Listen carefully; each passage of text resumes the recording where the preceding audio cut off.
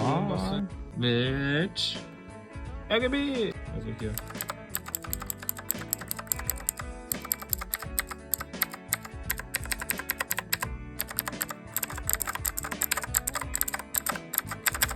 Ein kleines Update-Video, habe jetzt hier die Tastatur auseinandergebaut, beziehungsweise kurz davor wieder zusammenzubauen. Darunter noch die Dämmung, die Stabilisierer zu Ende geschmiert. Das hier ist die neue mit RGB. Verschiedene Tastenkarten gesetzt.